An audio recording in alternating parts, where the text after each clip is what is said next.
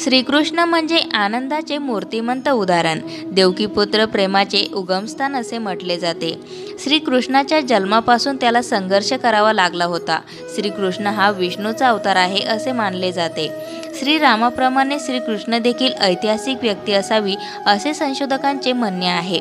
गोकुळात आपल्या खोडकर स्वभावाने सगळ्यांमध्ये प्रेम स्नेह निर्माण करणारा, दुष्ट राक्षसांचा वध करणारा, स्त्रियांचे पाळीव प्राण्यांचे रक्षण करणारा असा हा श्रीकृष्ण आजच्या युगातलाही वाटतो। गीतेमधले त्यांचे विचार आजच्या काळातही लागू पडतात। भगवान श्रीकृष्णाच्या जीवनकाळात अनेक घटनांमधून आपल्याला शिकता येते। खोडकर स्वभाव असलेल्या श्रीकृष्णाने अनेकांच्या परीक्षा घेतल्या होत्या। या जगाच्या निर्मितीत मुख्य मानल्या जाणाऱ्या ब्रह्मदेवाने खुद्द एकदा श्रीकृष्णाची परीक्षा घेतली होती।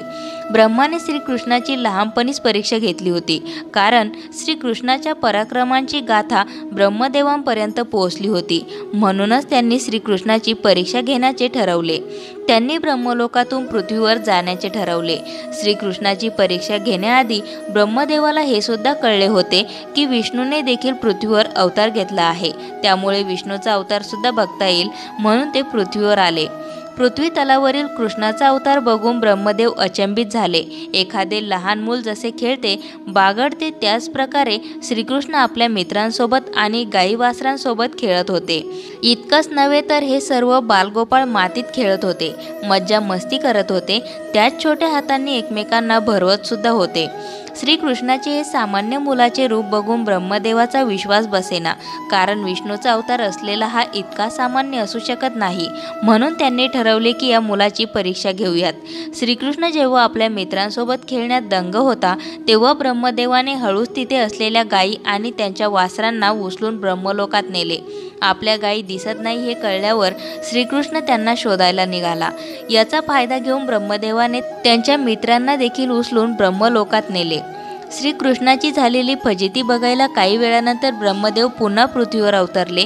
मात्र पृथ्वीवर आल्यावर त्यांना धक्काच बसला, कारण ज्या गायींना मुलांना त्यांनी ब्रह्मलोकात नेले होते तेच सर्वजण पृथ्वी तलावर होते।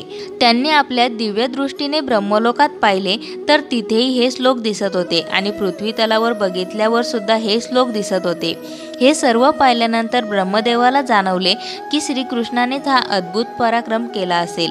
ब्रह्मदेवाने लगेचच मनोमन विष्णूकडे प्रार्थना केली की या सर्व प्रकारातील सत्य उलगडू द्या, आणि काही क्षणातच श्रीकृष्ण आपल्या विराट रूपात अवतरले आणि ब्रह्मदेवाला म्हणाले, या चराचर सृष्टीत जे काही आहे ते माझ्यापासूनच बनले आहे।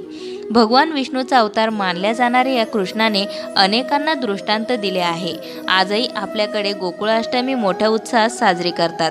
फक्त रासलीलांपुरता श्रीकृष्ण नाही, तर मानवी जीवनाच्या अनेक पैलूंचं महत्त्व सांगणारा हा एक युगपुरुष आहे। अशाच नवनवीन माहिती व्हिडिओसाठी मंगलम या चॅनलला सबस्क्राईब करून बेल आयकॉनला जरूर प्रेस करा।